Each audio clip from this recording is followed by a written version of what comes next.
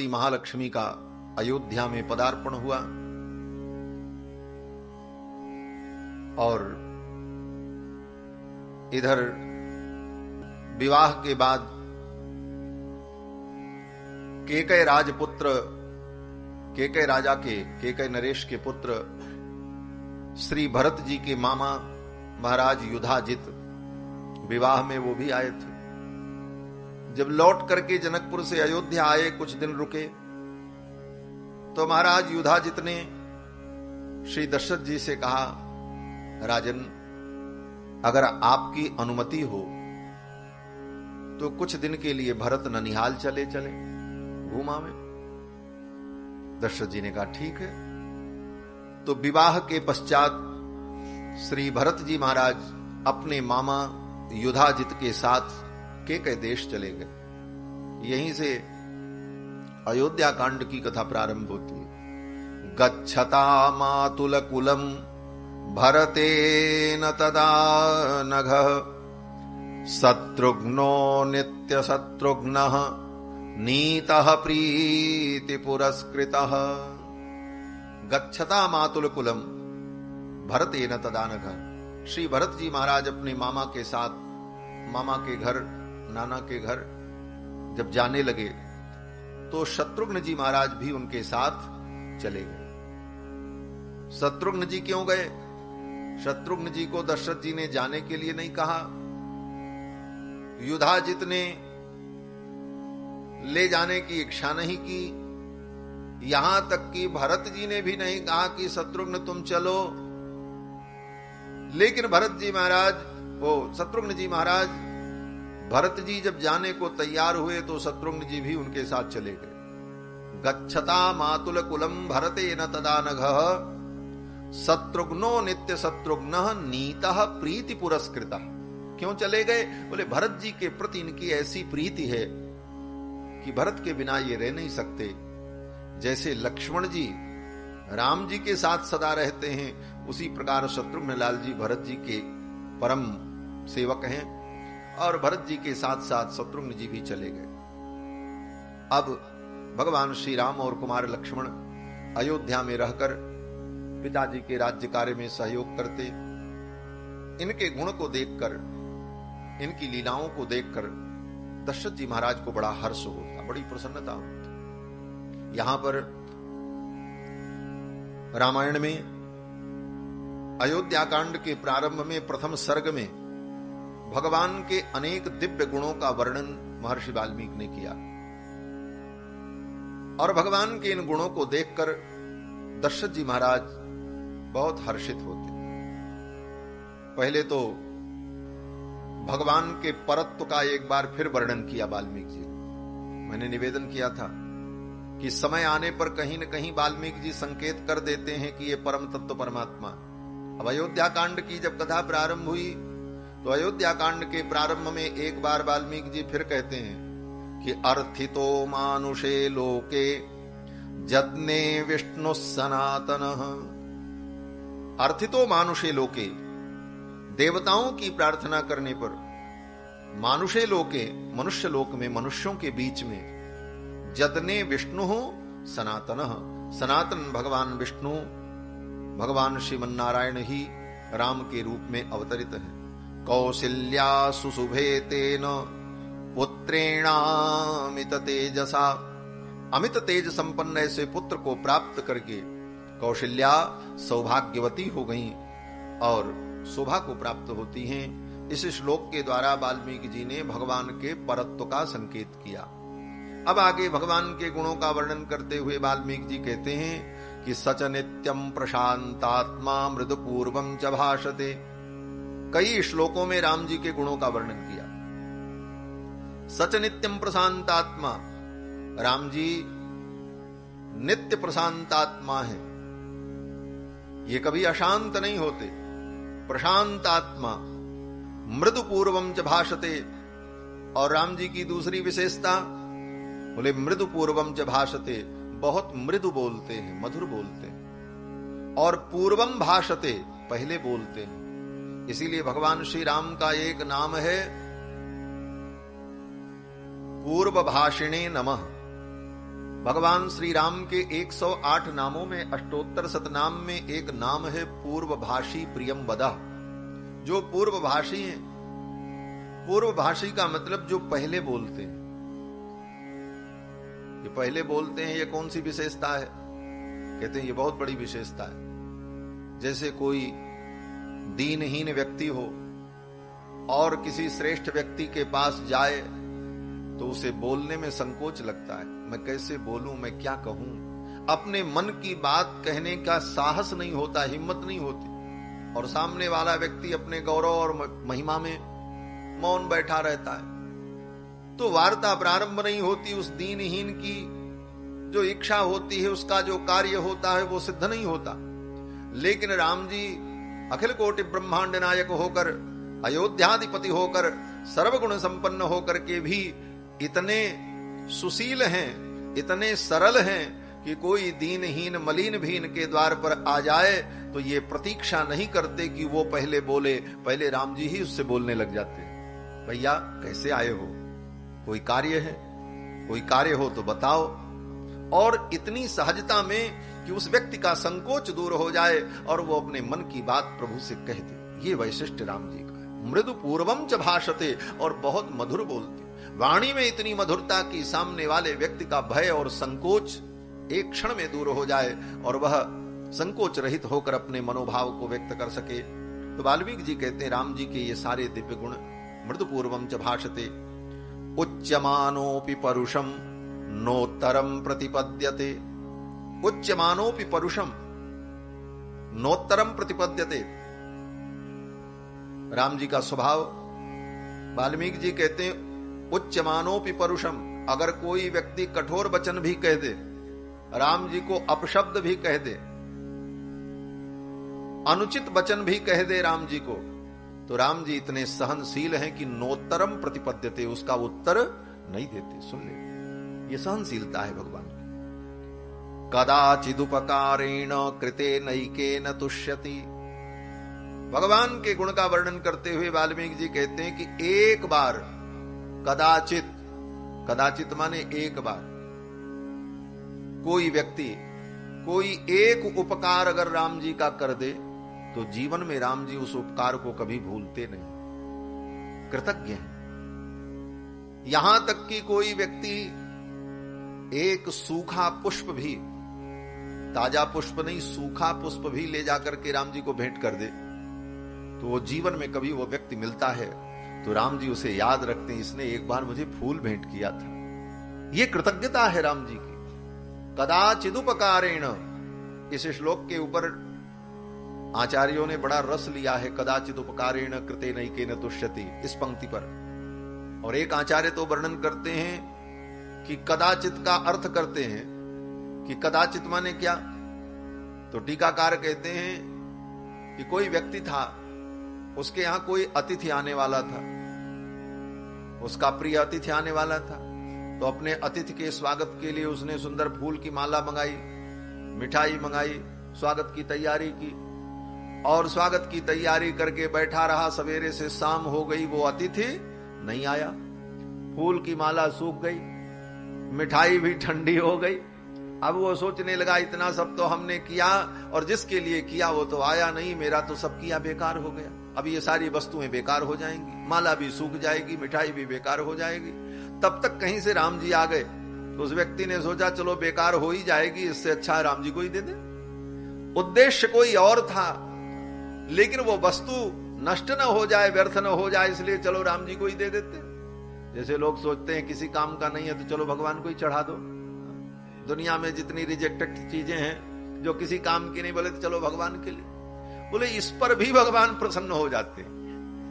कदाचिद उपकारेण कृते नैकेन तुष्यति, इस प्रकार भी अगर किसी ने भगवान के लिए कुछ किया तो रघुनाथ जी उसे याद करते हैं, उसे भूलते नहीं। कृते नैकेन तुष्यति, एक बार उसने सेवा की उससे ही तुष्ट हो जाते, प्रसन्न हो जाते। और कितने दिनों के लिए प्रसन्न हो जाते हैं, कोई वैलिडिटी है उसकी कि इतने दिनों तक भगवान प्रसन्न रहेंगे। वाल्मीकि जी कहते हैं न स्मरत्यपकाराणाम सतमप्यात्मवत्तया, एक बार किसी ने भगवान श्री राम के लिए कुछ किया, कुछ उपकार किया तो राम जी उसे सदा याद रखते हैं। उसके बाद चाहे वो अपकार ही क्यों न करे, बाद में वो हजारों गलतियां करे, लेकिन एक बार अगर उसने कुछ किया है राम जी के लिए तो राम जी उसको याद रखते हैं और उसकी हजारों गलतियों को भूल जाते हैं। न स्मरत्यपकाराणाम सतमप्यात्मवत्तया, ये राम जी की विशेषता है। इन्हीं भावों को गोस्वामी तुलसीदास जी ने एक चौपाई में व्यक्त किया है। रहत न प्रभु चित चूक किएगी, करत सुरत से बार हिएगी। रहत न प्रभु चित चूक किएगी, करत सुरत से बार हिएगी। करत सुरत से बार हिएगी, करत सुरत से बार हिएगी। रहत न प्रभु चित चूक किए। भगवान का स्वभाव, बोले इसने कौन सी चूक की है, इसने कौन सी गलती की है, उसको ठाकुर जी अपने चित्त में नहीं रखते। रहत न प्रभु चित चूक किए, करत सुरत सैबार हिए। उसने सच्चे मन से एक बार भी अगर प्रभु के लिए कुछ किया है तो भगवान उसके उस हृदय के भाव को सदा याद रखते हैं। करत सुरत सैबार ही, उसकी अच्छाइयों को भगवान याद रखते हैं। इसके बाद भगवान के गुणों का वर्णन करते हुए वाल्मीकि जी कहते हैं, न चानृत कथो विद्वान वृद्धानाम प्रतिपूजकः। न चानित कथो विद्वान, भगवान कभी झूठी कथा नहीं कही, झूठी बात करते ही नहीं। न चानृत कथो वृद्धानाम प्रतिपूजकः। और राम जी की विशेषता, बोले सदा वृद्धों का आदर करते। वृद्धों का आदर करना ये बहुत ही दिव्य गुण है। जो वृद्धों का सदा आदर करता है उसे सब कुछ प्राप्त हो जाता है। वृद्धानाम प्रतिपूजका। राम जी के चरित्र में और रावण के चरित्र में यही अंतर है। राम जी कैसे हैं, बोले वृद्धानाम प्रतिपूजका, वृद्धों का पूजन करते हैं, आदर देते हैं। और रावण, बोले रावण कहता है तुम बूढ़े हो, नहीं तो मैं तुमको मार डालता। माल्यवान वो बूढ़ों को मारने को तैयार। और राम जी, बोले राम जी तो वृद्धों का आदर करते हैं। वृद्धानाम प्रतिपूजकः दीनानुकंपी धर्मज्ञो नित्यम प्रग्रहवान शुचिः। और दीनानुकंपी हैं, दीन दयालु। बहुत सारे गुणों का वर्णन किया है। एक सर्ग में भगवान के विविध गुणों का वर्णन वाल्मीकि जी ने किया। वाल्मीकि जी कहते हैं राम जी बहुत बड़े कलाकार भी हैं। ब्रज के भक्त कहते हैं हमारे कन्हैया तो बहुत बढ़िया बंसी बजाते हैं, कन्हैया नाचना भी जानते हैं, कन्हैया गीत गाना भी जानते हैं। राम जी को गीत संगीत और वाद्य ये नहीं आता है। ऐसी बात नहीं। महर्षि वाल्मीकि भगवान के जब गुण का वर्णन करते हैं तो कहते हैं लौकिके समयाचारे कृतकल्पो विशारदः वैहारिकाणां शिल्पानां विज्ञातार्थ विभागवित्। वाल्मीकि जी कहते हैं कि वैहारिकाणाम शिल्पानाम, जो वैहारिक शिल्प है, वैहारिक शिल्प का मतलब विहार करने के लिए, आनंद के लिए, मोद के लिए जो शिल्प होते हैं, जो कला होती है, वीणा वादन, बंशी वादन, मृदंग वादन, नर्तन, गायन, ये जो कला है, ये कला किस लिए होती, बोले आनंद के लिए, विहार के लिए। तो वैहारिकाणाम शिल्पानाम, जो वैहारिक शिल्प है उन शिल्पों को खूब अच्छे से राम जी जानते हैं। विज्ञातार्थ विभागवित्, उसके एक एक विभाग को जानते हैं, उसके एक एक भेद को जानते हैं। साधारण नहीं मान। विज्ञातार्थ विभागवित्, विज्ञातार्थ विभागवित् का मतलब विज्ञात अर्थः विभागवित्। संगीत के एक एक ताल को, एक एक राग रागनी को, एक एक वाद्य को, उसके सूक्ष्म अंतरों को, सब कुछ को राम जी जाने। ऐसे कलाकार हैं। और आगे तो वर्णन भी आता है कि रावण पर विजय प्राप्त करने के बाद भगवान जब अयोध्या आए हैं, तो जब प्रमोद वन में भगवान विहार करते हैं, रघुनाथ जी राजाधिराज, श्री सीता रामचंद्र जी जुगल सरकार प्रमोद वन में विराजते हैं, नर्तकियां नृत्य करती हैं, वीणा वादन करती हैं, और भगवान भी अनेक गीत संगीत का गायन करते हैं।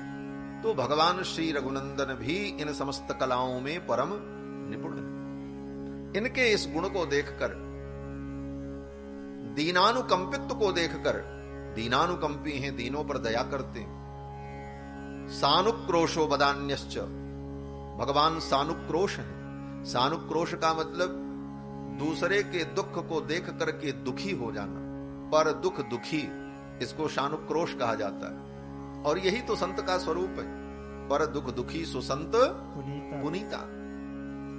राम जी के इन गुणों को देखकर दशरथ जी महाराज बड़े आनंदित हुए, और दशरथ जी महाराज विचार करने लगे, क्यों न मैं अपने पुत्र राम को युवराज पद पर अभिषिक्त कर दूं।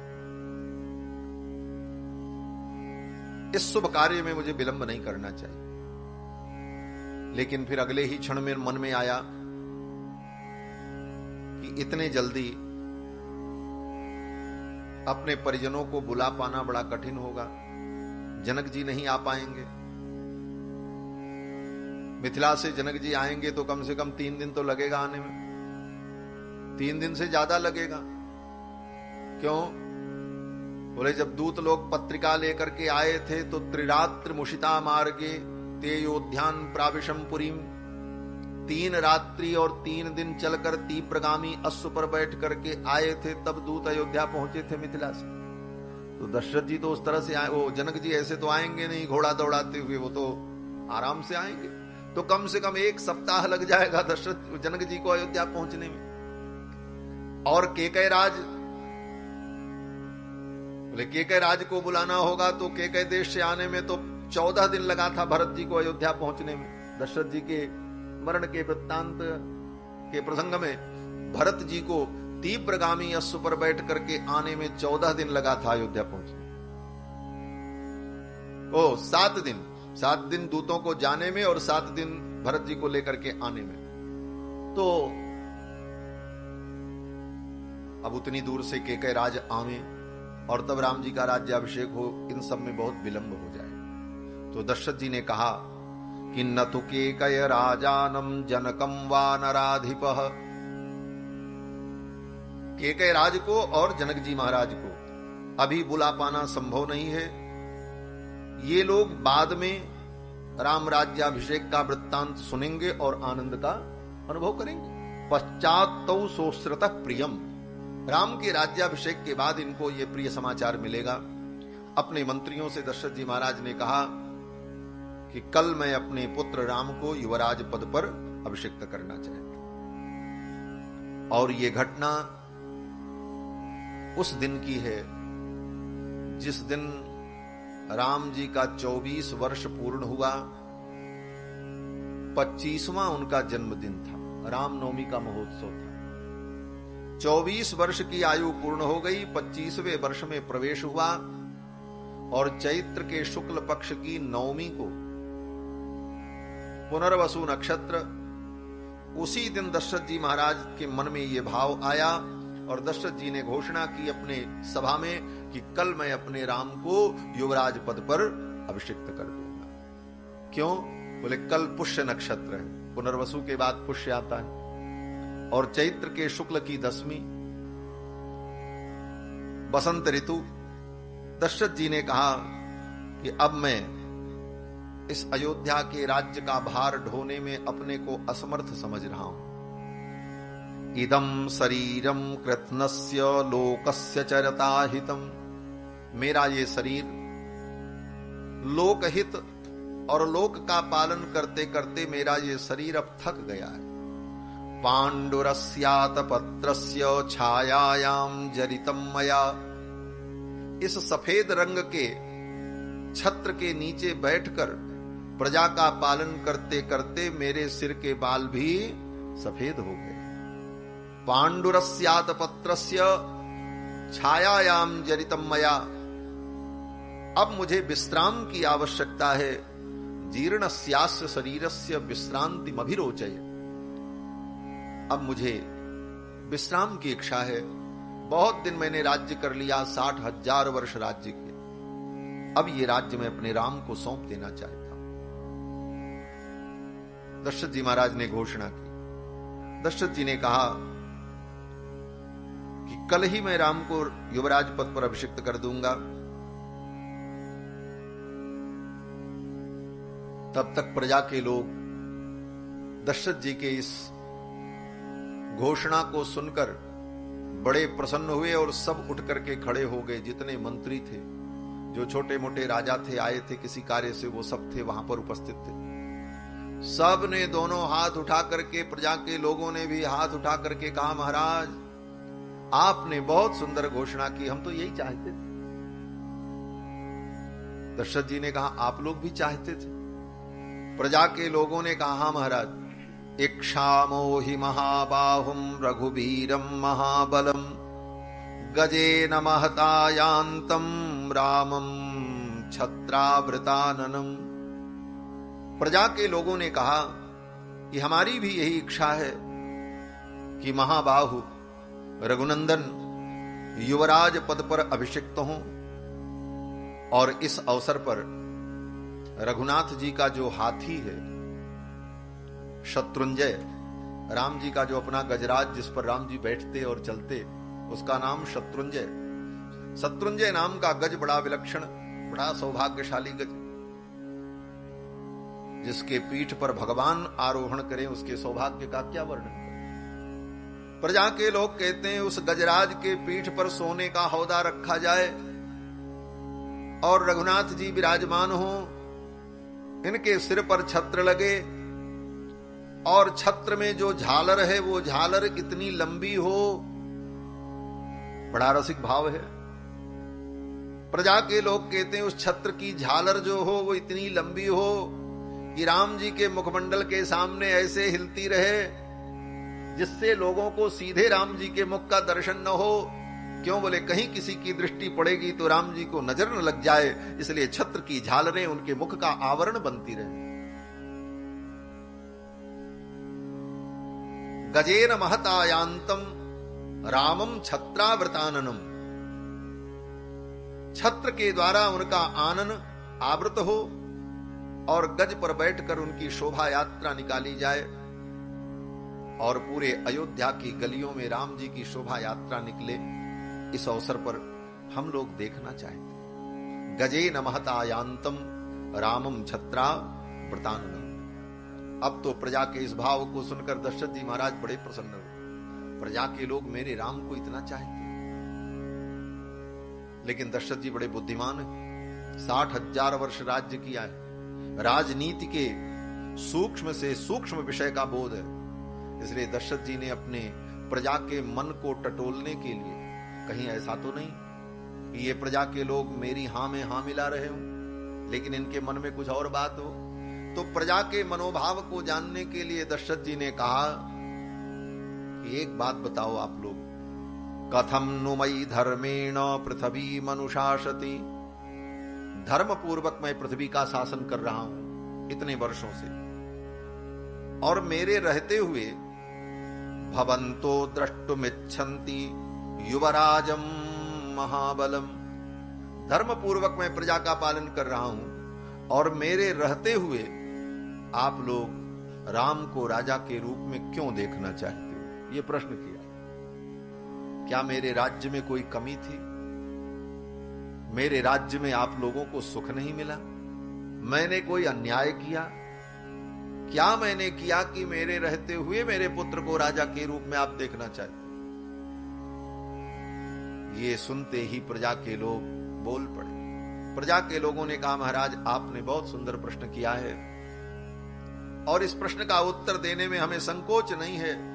प्रजा के लोगों ने कहा, आपने बहुत सुंदर राज्य किया, आपके राज्य में हमें सब सुख प्राप्त हुआ, और आपने ही नहीं आपके पिता ने भी बहुत सुंदर राज्य किया। उनके जो पिताजी थे उन्होंने भी बहुत सुंदर राज्य किया।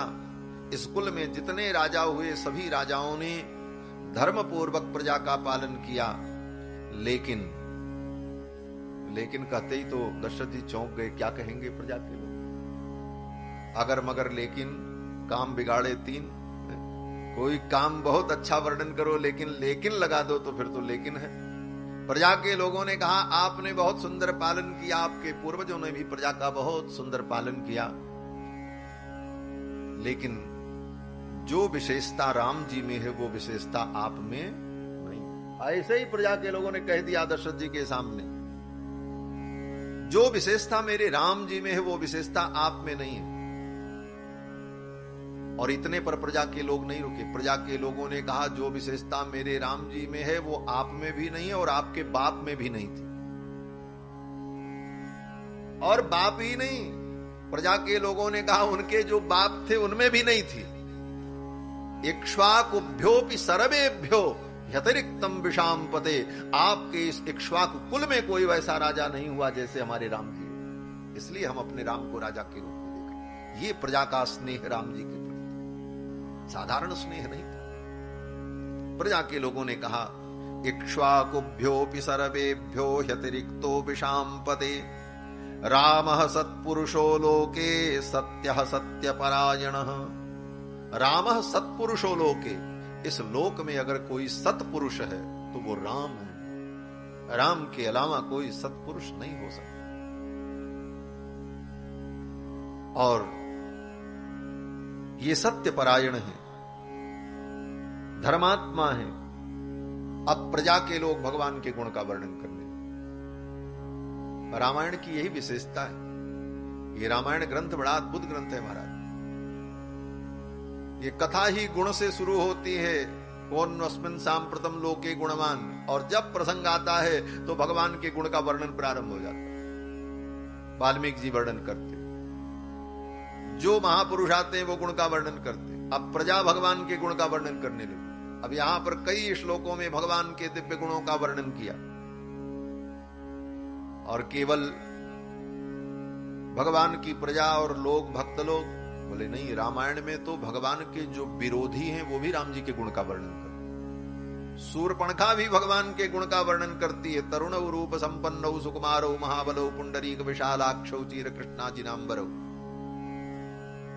मारीच भगवान के गुण का वर्णन करता है।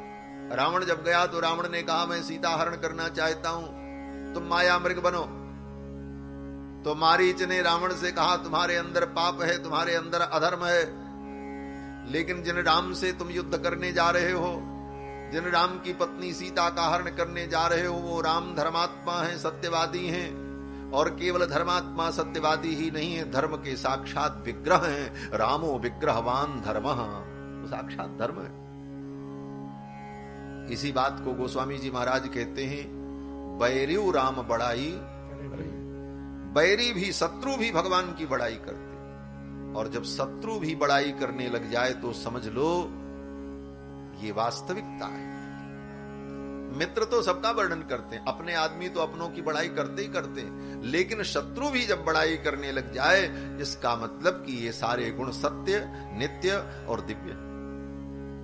भगवान के इन दिव्य गुणों का वर्णन यहां पर होता है। प्रजा के लोगों ने भगवान के सारे गुणों का वर्णन किया। गांधर्वे च भुवि श्रेष्ठो बभूव भरताग्रजः।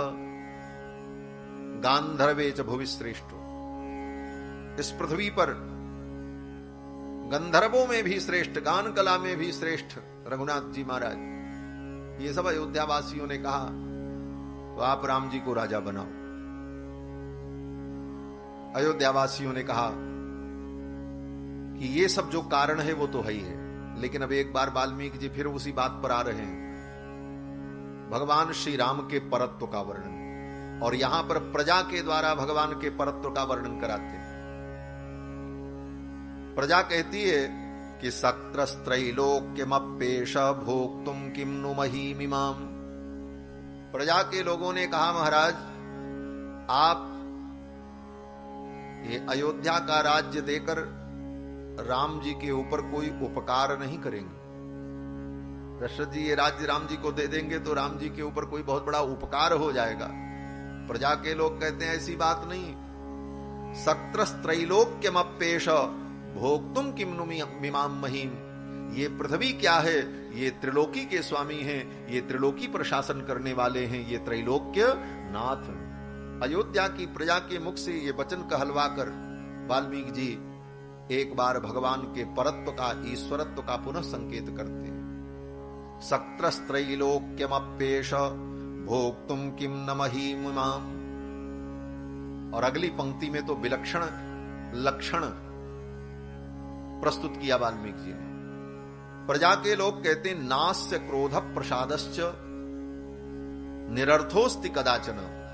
हे राजन, राम जी का क्रोध और राम जी की कृपा कभी निरर्थक नहीं होती, इसलिए ये राजा बनने के योग्य है। बोले ये कौन सी विशेषता है? कहते हैं ये बहुत बड़ी विशेषता है। जिसका क्रोध और जिसकी कृपा कभी निरर्थक न हो, वही परमात्मा हो सकता है। परमात्मा का एक लक्षण यह भी है, हमारी आपकी कृपा तो निरर्थक हो जाती है। बहुत लोगों पर कृपा करना चाहते हैं लेकिन सामर्थ्य नहीं, और किसी के अनुचित व्यवहार पर क्रोध भी आता है लेकिन क्रोध करके हम किसी का कुछ बिगाड़ भी नहीं पाते। तो हमारा आपका क्रोध और कृपा दोनों निरर्थक हो जाती है। यहां तक कि ब्रह्मादिक देवताओं की भी कृपा और क्रोध निरर्थक हो जाता है।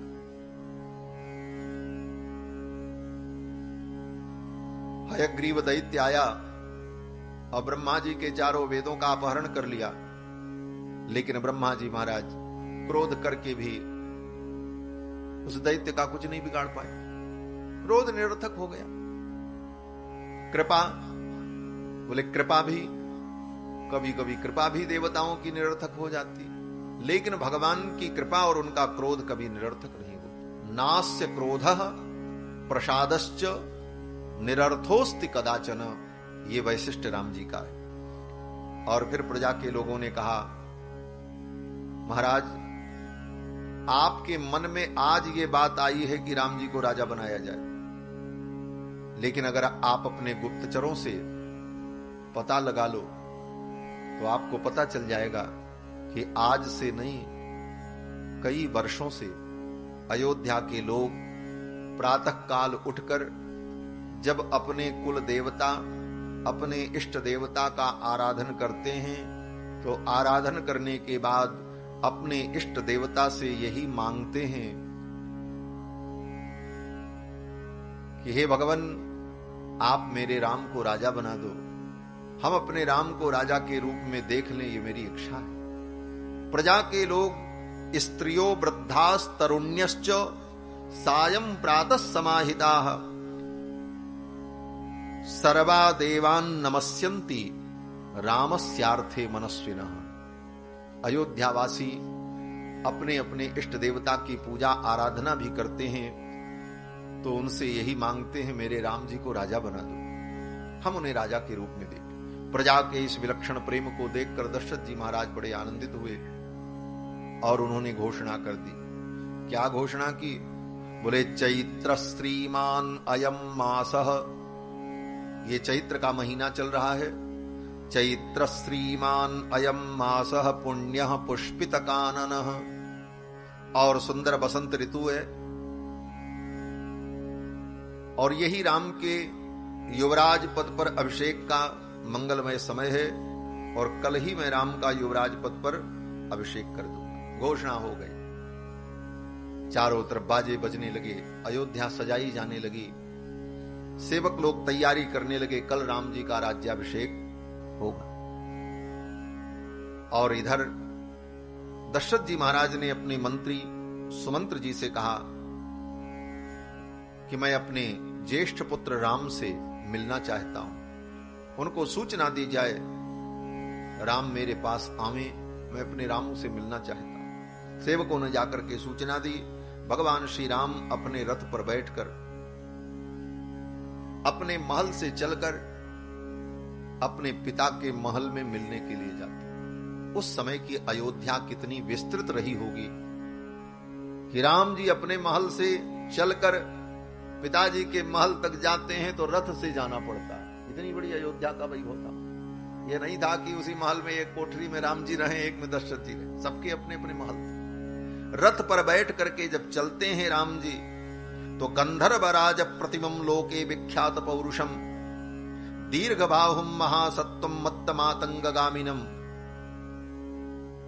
राम जी की गति का वर्णन करते, मत्तमातंगगामिनम, जैसे मत्त गजराज चलता है उसी प्रकार राम जी गजगयंद की चाल में जब चलते हैं, लोग इनके श्री अंग का दर्शन करते हैं तो उनका मन, उनका चित्त राम जी में तन्मय हो जाता है। यहां पर वाल्मीकि जी ने एक बड़ा सुंदर श्लोक भगवान के सौंदर्य का वर्णन करते हुए लिखा कि चंद्रकांताननम रामम अतीव प्रिय दर्शनम रूपौदार्य गुणैः पुंसाम दृष्टि चित्तापहारिणम। इस श्लोक पर रसिकाचार्यों ने बड़े बड़े भाव अनुभव किए। चंद्रकांताननम रामम अतीव प्रिय दर्शनम, चंद्रमा की कांति के समान जिनके मुख की कांति है, चंद्रकांताननम रामम। देखो, ये वाल्मीकि जी की बड़ी मजबूरी है कि चंद्रमा की कांति से भगवान के मुख की कांति की उपमा दे रहे हैं। चंद्रमा की कांति क्या है भगवान के सामने, चंद्रमा के कांति की क्या गति है भगवान के मुख सौंदर्य के सामने। लेकिन अब उपमा लावें तो कहां से लावें, कोई उपमा मिलेगी भी तो नहीं। भगवान के लिए जो भी उपमा दी जाएगी वो कम होगी। क्यों? बोले भगवान से बड़ा तो कोई है नहीं। भाई किसी का मुख बहुत सुंदर हो तो कहा जाता चंद्रमा के समान है, क्योंकि वास्तव में उसके मुख से चंद्रमा बहुत ज्यादा सुंदर है। लेकिन चंद्रमा के मुख से भी कई गुना गुणित सौंदर्य भगवान का, इसलिए भगवान के लिए ये उपमा बोले सटीक तो नहीं है। लेकिन कवि की मजबूरी है कि दूसरा कोई उपमेय मिलता नहीं है, कहां से उपमा दे, इसलिए कहना पड़ता चंद्रकांताननम रामम अतीव प्रिय दर्शनम। और राम जी का दर्शन लोगों को अत्यंत प्रिय है, अतीव प्रिय दर्शन। रूपौदार्य गुणैः पुंसाम दृष्टि चित्तापहारिण, अपने रूप औदार्य, रूप लक्ष्मी, रूप सौंदर्य के कारण दृष्टि चित्तापहारिणम पुंसाम अपि, पुरुषों के भी मन को, पुंसाम अपि दृष्टि चित्तापहारिणम, उनकी दृष्टि और उनके चित्त का हरण कर लेते हैं। जो राम जी को देखता है वो देखते ही रह जाता है, उसकी आंखें फिर दूसरा कुछ देखना नहीं चाहिए और चित्त भी राम जी में ही लग जाता है। दृष्टि चित्तापहारिणम, ये राम जी का सौंदर्य है। अब राम जी जब चले तो नगर के लोग राम जी का स्वागत करते हैं, पुष्प की वर्षा करते हैं। रथ पर बैठ करके पिता के महल में जब पहुंचे तो रथ से उतरकर पिताजी के चरणों में जाकर के प्रणाम किया। नामत्वं श्रावयन् रामो बवंदे चरणौ पितुः, रामस्वम नामस्वम श्रावयन्, अपना नाम लेकर गोत्र का उच्चारण करके राम जी पिताजी को प्रणाम करते हैं। बवंदे चरणौ पितुः। दशरथ जी महाराज ने राम जी को उठाया और दशरथ जी महाराज राम जी को निहारने लगे ऊपर से नीचे तक। ये झांकी बड़ी सुंदर है। दशरथ जी बहुत देर तक राम जी को देखते रहे। राम जी सामने खड़े और दशरथ जी खड़े, क्या देख रहे हैं राम जी में? तो वाल्मीकि जी कहते हैं तम पश्यमानो नृपतिस्तुतोष प्रियमात्मजम, अपने प्रिय पुत्र को देखकर उनकी आंखें तृप्त हो रही थीं और दशरथ जी को यही अनुभव हो रहा था। अलंकृतमिवात्मानम आदर्श तल संस्थितम, जैसे व्यक्ति अपना श्रृंगार करके सज धज कर दर्पण के सामने खड़े होकर दर्पण में अपने प्रतिबिंब को निहारता है। अलंकृतमिवात्मानम, उसी प्रकार से दशरथ जी महाराज राम रूपी दर्पण में अपना ही मानो प्रतिबिंब देख रहे हैं। अलंकृतमिवात्मानम आदर्श तल संस्थितम, क्या देख रहे हैं? बोले अपने आप को ही राम जी में देख रहे हैं। बोले राम जी में अपने आप को कैसे देख रहे हैं दशरथ जी? तो आचार्य जन इसका अर्थ करते हैं कि आत्मा वही जायते पुत्र, आत्मा ही पुत्र के रूप में होती है। पिता जब बूढ़ा होता है तो लोग कहते हैं महाराज इनकी जवानी चली गई।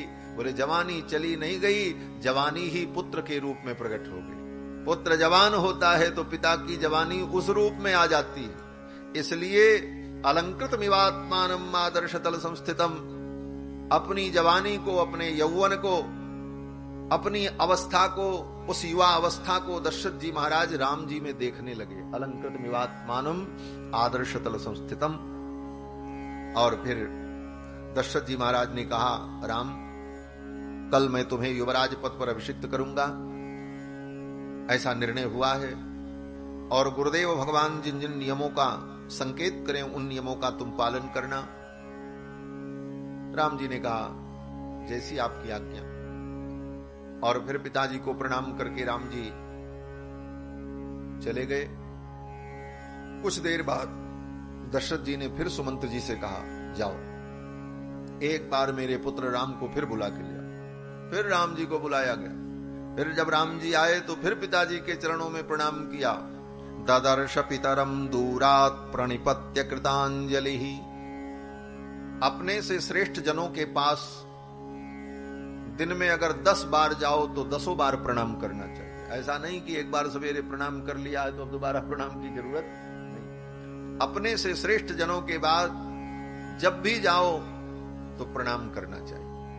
अभी अभी राम जी प्रणाम करके गए थे, लेकिन दोबारा जब पिताजी ने बुलाया आए तो फिर पिताजी को प्रणाम किया। ददर्श पितरम दूरात प्रणिपत्य कृतांजलि। दशरथ जी ने अपने बगल में बैठाया और कहा, राम कल तुम्हारा राज्याभिषेक है और किसी भी प्रकार से ये राज्याभिषेक हो जाना चाहिए, क्योंकि अब मेरे लिए कोई कर्तव्य शेष नहीं बचा है। न किंचन मम कर्तव्यम। दशरथ जी ने कहा मेरे लिए अब कोई कर्तव्य बचा नहीं है, सारे काम मेरे पूरे हो गए, जीवन की सारी इच्छाएं मेरी पूरी हो गई। अब बस यही अंतिम इच्छा है कि मैं तुमको अयोध्या का राजा बना दूं। और राम मेरे जीवन का कोई ठिकाना नहीं। अपिचाद्य शुभान राम स्वप्नान पश्यामि राघव। हे राघव मुझे बड़े भयानक स्वप्न आते। अब रात्रि में मैं सोता हूं तो नींद ठीक से नहीं आती, और नींद आती भी है तो बड़े भयानक स्वप्न होते। मैंने दैवज्ञों को बुलाया और उन दैवज्ञों से, ज्योतिषियों से हमने पूछा ये स्वप्न का फल क्या है। तो दैवज्ञों ने कहा, आवेदयन्ति दैवज्ञाः सूर्यांगारक राहुभिः। दैवज्ञों ने विचार करके कहा कि सूर्य, मंगल और राहु ये तीनों पापक ग्रह आपके मार्केश बनने वाले हैं, और ऐसी स्थिति में राजा की मृत्यु भी हो जाती है। राजा ही मृत्युमाप्नोति घोराम चापद मृच्छति। ऐसी स्थिति में राजा की मृत्यु भी हो जाती है और राज्य के ऊपर घोर विपत्ति आती है। इसलिए हे राम मैं चाहता हूं कि कल तुम्हारा राज्याभिषेक हो जाए। राम जी ने कहा जैसी आपकी आज्ञा। दशरथ जी ने यह भी कहा, दशरथ जी के मन में कहीं न कहीं संदेह आ गया था कि कहीं इस कार्य में बाधा न हो। क्यों? बोले श्री दशरथ जी ने महारानी केकई के पिता को वचन दिया था कि केकई का पुत्र जो होगा उसी को मैं अपना उत्तराधिकारी बनाऊंगा। इसी शर्त पर विवाह हुआ था केकई जी से। महारानी केकई सबसे छोटी रानी है। बड़ी महारानी कौशल्या है और दूसरी सुमित्रा है और तीसरी केकई है। एक जगह पर वाल्मीकि रामायण में इनको मध्यमांबा कहा है। स्वयं राम जी कहते हैं नते मध्यमांबा तात गर्हितव्या कदाचन अरण्य कांड में। लेकिन वहां पर जो इनको मध्यमांबा कहा है, मध्यमांबा का मतलब मझली मां, और मझली मां इसलिए कि दो बड़ी माताएं कौशल्या और सुमित्रा, और उसके बाद 350 दशरथ जी की जो अन्य रानियां हैं वो सब माताएं हैं। 350, ये तो 3 पटरानियां थी, 350 दशरथ जी की अन्य रानियां थी जो वाल्मीकि रामायण में। और पद्म पुराण में जो राम जी का चरित्र है, पद्म पुराण में राम जी के चार कल्पों की राम कथा पद्म पुराण में वेद व्यास जी ने लिखी।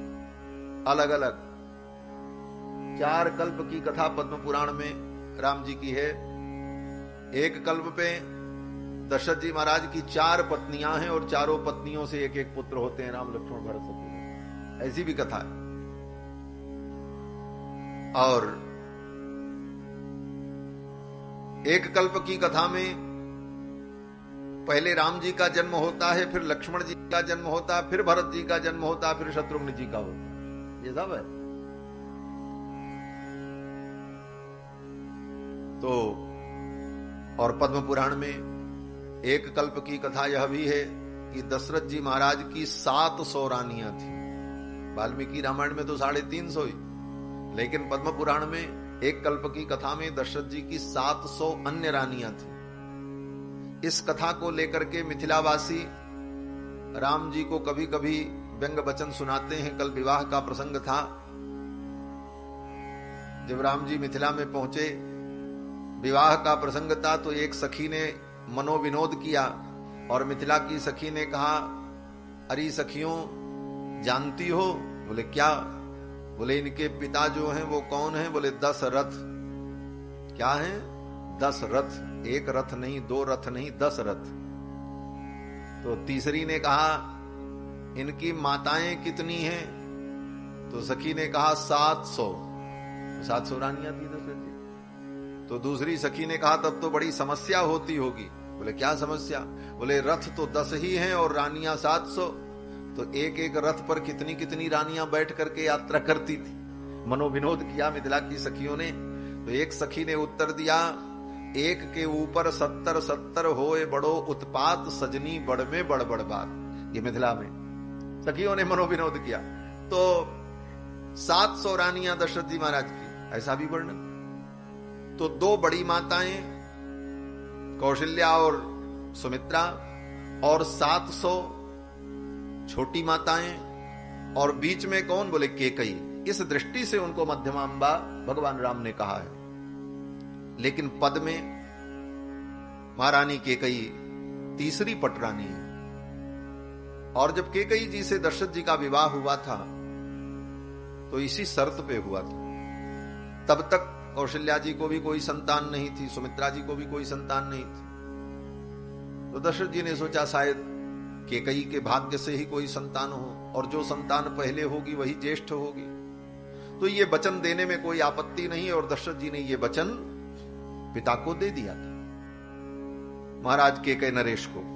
लेकिन आज दशरथ जी सोचने लगे, अगर कहीं वो वचन बीच में आ गया और महाराज केकई राज ने इस बात को उठा दिया, तो राम का राज्याभिषेक नहीं हो पाएगा। इसलिए दशरथ जी ने राम जी से कहा, राम विप्रोषितश्च भरतो यावदेव पुरादितः। हे राम, जब तक भरत ननिहाल में है तब तक ही तुम्हारे राज्याभिषेक का उत्तम काल है।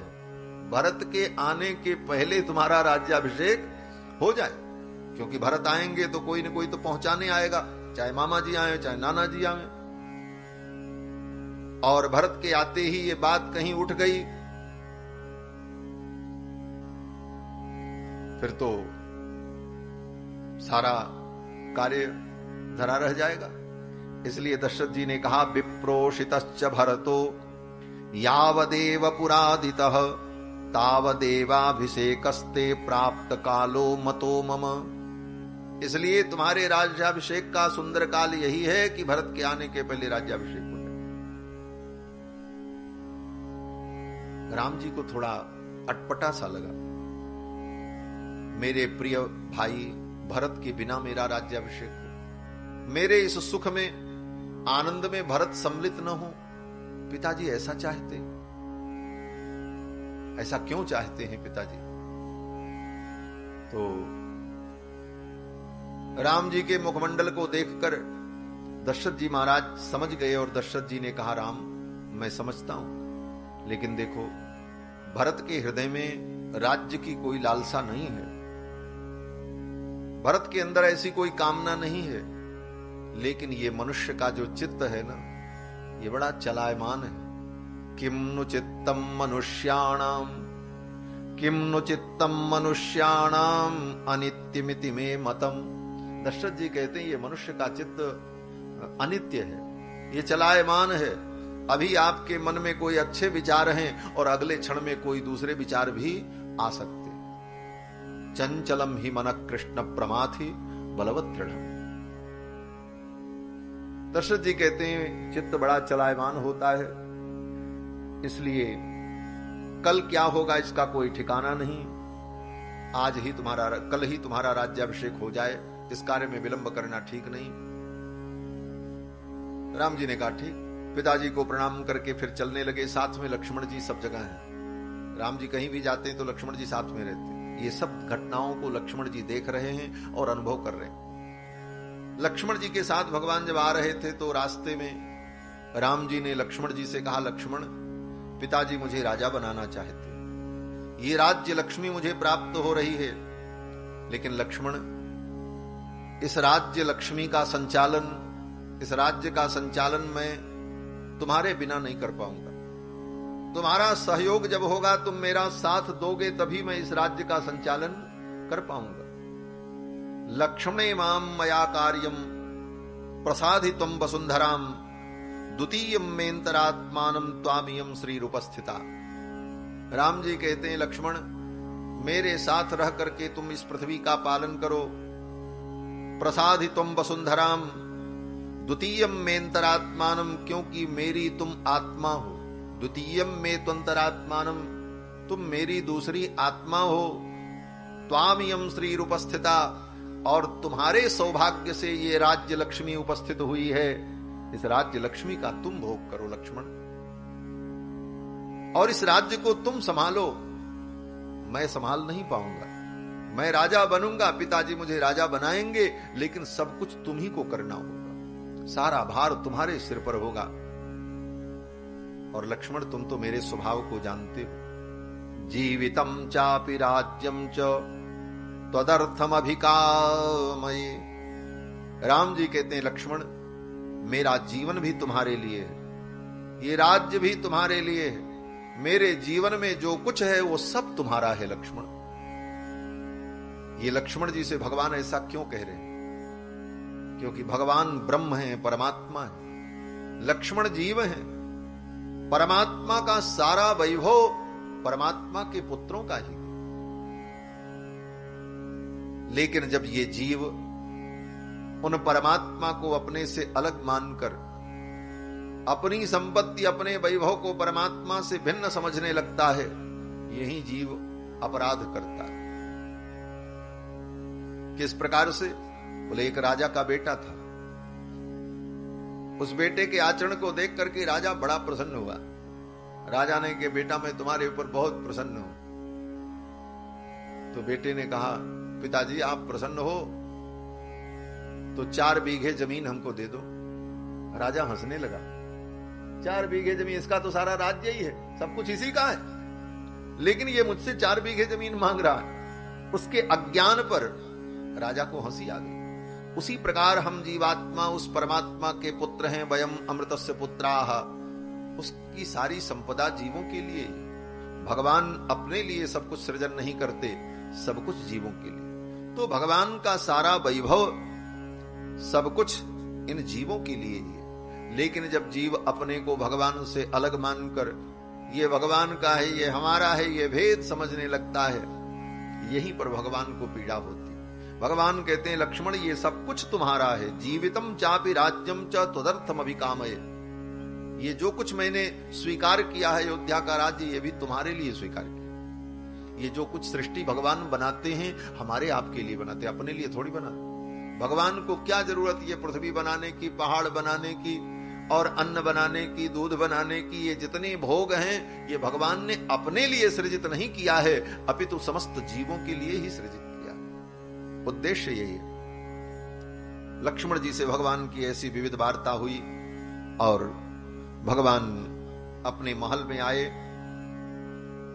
और रास्ते में देखते क्या हैं कि ये समाचार जब चारों तरफ फैल गया कि कल राम जी राजा बनेंगे, अब तो अयोध्या नगर के चौराहे चौराहे पर, गली गली में बाला अपि क्रीडमाना, जो बालक खेल रहे थे राम जी के सब सखा, वो सब खेल खेल में खूब आनंद ले रहे थे। गृहद्वारेषु संघसाः, घर के द्वार पर, चौराहे पर, तिराहे पर लोगों की भीड़ एकत्रित होने लगी और सभी बालक प्रसन्नता पूर्वक यही कह रहे थे, कल हमारे राम जी राजा बनेंगे, हम तो उनके मित्र हैं, हम ये कपड़ा पहन करके जाएंगे, हम ऐसा वस्त्र धारण करके जाएंगे, राम जी के राज्याभिषेक में हम सम्मिलित होंगे, हमारे राम राजा बनेंगे। अब तो अयोध्या की गली गली में यही चर्चा होती। बाला अपि क्रीडमानाः गृहद्वारेषु संगसः रामाभिषेक संयुक्ताश्चक्रोश कथामिथः, आपस में परस्पर राम जी के राज्याभिषेक की कथा और चर्चा कर रहे थे। यहां तो ये हो रहा था। और दूसरी एक बड़ी अद्भुत बात, अयोध्या के लोग जग रहे हैं, किसी को नींद नहीं आ रही। क्यों? बोले इतना उत्साह है कि सवेरे राम जी का राज्याभिषेक होगा, क्या क्या करना है, इस चक्कर में किसी को नींद नहीं आ रही और रात भी बीत नहीं रही है। सब लोग आपस में यही कह रहे हैं, ये रात कब बीतेगी, सकल कहीं कब हुई हैं काली। सब लोग यही कहते हैं कल कब होगा, सवेरा कब होगा, हम राम जी का राज्याभिषेक देखेंगे। लेकिन स्वर्ग में, बोले स्वर्ग में बैठे हुए देवता लोग व्याकुल हो गए। देवता सोचने लगे कल सवेरा होते ही राम जी का राज्याभिषेक हो जाएगा, राम जी राजा बन करके अयोध्या के सिंहासन पर बैठ जाएंगे, फिर रावण का वध कौन करेगा? राम जी जब तक वन में नहीं जाएंगे तो रावण का वध नहीं होगा, हमारा दुख दूर नहीं होगा। अब तो देवता अपना सिर पकड़ करके बैठ गए, उनको अच्छा नहीं लगा।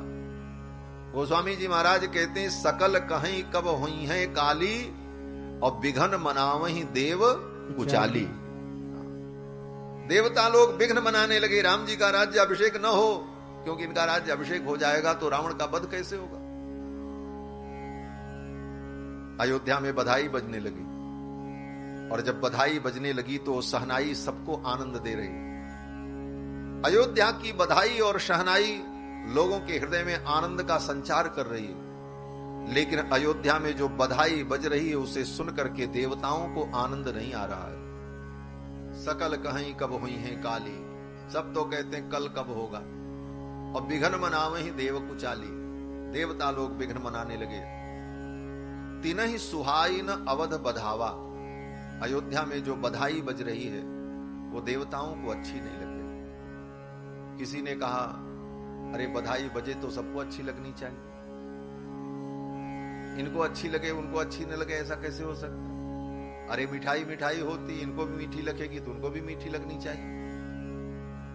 कहते नहीं। गोस्वामी जी ने बड़ा सुंदर उदाहरण दिया, जैसे चंद्रमा की किरणें सबको आनंद देती, चांदनी रात सबको अच्छी लगती, लेकिन चोर को अच्छी नहीं लगती। चोर सोचता है अंधेरी रात होती तो हम अपना काम कर लेते। चोर ही चंदनी रात न भावा, जैसे चोरों को चांदनी रात अच्छी नहीं लगती, उसी प्रकार ये अयोध्या की बधाई सबको अच्छी लग रही है, लेकिन देवताओं को अच्छी नहीं लगती। देवताओं ने जाकर के सरस्वती से कहा, मैया सरस्वती कोई उपाय करो, अयोध्या में किसी की बुद्धि बदल दो, महाराज की बुद्धि बदल दो, ये राज्याभिषेक टल जाए और राम जी वन में चले जाएं। सारद बोली बिनय सुर करही, पारही बार पायल परही, सारद बोली विनय सुर करही, बारही बार पायले परही, बारही बार पायले परही, बारही बार पायले परही, बारही बार पायले परही। सरस्वती के चरण में जाकर के देवता बार बार वंदन करते हैं, मैया तू मेरी बात मान ले। मत्था रखते, फिर प्रणाम करते, कोई उपाय करो, राम का राज्याभिषेक टल जाए। देवताओं ने जब सरस्वती से कहा तो सरस्वती ने मन में विचार किया, ये कितने स्वार्थी हैं देवता लोग, अपने स्वार्थ के लिए राम जी के राज्याभिषेक में विघ्न करना चाहते। सरस्वती की तो हिम्मत नहीं हो रही थी कि राम जी के इस कार्य में वो बाधा उत्पन्न करे, लेकिन भगवान की यही इच्छा थी। भगवान भी चाहते थे कि ये राज्याभिषेक टल जाए, तभी लीला का प्रयोजन पूर्ण होगा, जिसलिए भगवान का अवतार हुआ। तो देवताओं ने सरस्वती को निमित्त बनाया, और सरस्वती है क्या? गोस्वामी तुलसीदास जी कहते हैं सरस्वती तो कठपुतली है। जैसे काठ की पुतली होती है, पहले जमाने में कठपुतली का नाच लोग देखने जाते थे, तो पर्दे पर वो कठपुतली नाचती हुई दिखती थी। लेकिन वो नाचती कैसे थी? बोले पर्दे के पीछे बैठा हुआ सूत्रधार जिस तरह सूत्र चलाता था, वो वैसे वैसे चलती थी। उसी प्रकार सरस्वती तो काठ की पुतली है मानो, और पर्दे के पीछे बैठे अंतर्यामी परमात्मा राम ही सूत्रधार हैं जो उसको चलाते हैं। गोस्वामी जी महाराज कहते हैं, सारद दारु नारी सम स्वामी, राम सूत्रधर अंतर्यामी, सारद दारु नारी सम स्वामी, राम सूत्रधर अंतर्यामी, राम सूत्रधर अंतर्यामी, राम सूत्रधर अंतर्यामी। सरस्वती तो दारु नारी, सारद दारु नारी सम स्वामी, और राम सूत्रधर अंतर्यामी। सरस्वती रूपी कठपुतली को नचाने वाले भी राम जी। जापर कृपा करही जन जानी, कभी उर अजिर नचावही पानी। भगवान कृपा करते हैं तो बड़े बड़े कवि सरस्वती को अपनी जिह्वा पर नर्तन कराते हैं। ये भगवान की कृपा का परिणाम। तो भगवान सरस्वती के भी सूत्रधार है। सरस्वती नहीं चाहती थी, लेकिन भगवान चाहते थे। इसलिए सरस्वती ने विचार किया, लोक मंगल के लिए, लोक हित के लिए यह कार्य करना है तो मुझे चलना चाहिए। और सरस्वती आई। सरस्वती ने विचार किया, किसके मन को मैं परिवर्तित करूं? दशरथ जी परम प्रेमी हैं, उनके मन को परिवर्तित नहीं किया जा सकता। राम जी के मन को परिवर्तित करने का साहस तो सरस्वती में हो नहीं सकता। तब सरस्वती ने मंथरा को चुना। गोस्वामी तुलसीदास जी महाराज लिखते हैं कि नाम मंथरा मंदमती, दासी कैकेयी केरी, अजस पिटारी ताहि कर गई गिरा मति फेरी। सरस्वती ने मंथरा की मति को फेर दिया। ये मंथरा महारानी कैकेयी की परम प्रिय दासी। दासी तो इसे कहते हैं इसलिए कि ये कोई साम्राज्ञी नहीं है, लेकिन ये महारानी कैकेयी की संबंध में बहन लगती है। परिवार की ही बेटी थी। कुंवड़ निकला था, इसलिए किसी राज परिवार में इसका विवाह नहीं हुआ। और महारानी कैकेयी के साथ बचपन से ही खेलती रही, उन्हीं के साथ रही। तो महारानी कैकेयी का जब विवाह हुआ तो महारानी कैकेयी को दया आ गई, और महारानी कैकेयी ने सोचा इसका ब्याह तो होगा नहीं, कोई राजा इसको ब्याहेगा नहीं, कुंवड़ निकला, तो क्यों न मैं इसे अपने साथ ले चलूं, वहीं इसका जीवन निर्वाह हो जाएगा। तो मंथरा को लेकर के महारानी कैकेयी अपने नैहर से ही आई थी। इसीलिए वाल्मीकि जी कहते हैं ज्ञाति दासी, ज्ञाति दासी यतो जाता कह के या तो सहोषिता। ज्ञाति दासी, ज्ञाति माने संबंधी, संबंधिनी थी, परिवार की ही बेटी थी। और सहोषिता, साथ में ही बचपन में रही और यहां भी साथ में आई। इसका बड़ा अधिकार था महाराज मंथरा का।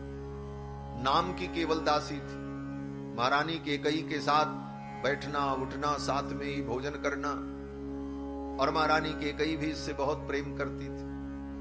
और सारी अच्छाइयां भी मंथरा में थी, कोई ऐसे दुर्गुण भी नहीं थे। लेकिन अब इस लीला में भगवान ने मंथरा को निमित्त बनाया और मंथरा की बुद्धि सरस्वती ने बदल दी।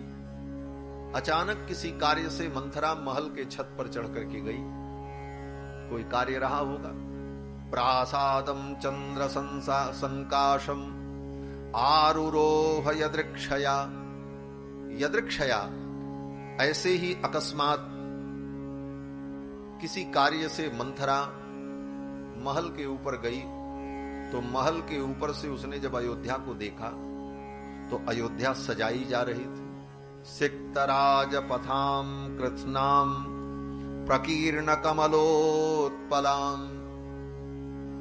महल के छत से मंथरा ने जब अयोध्या नगर को देखा तो क्या देखती है?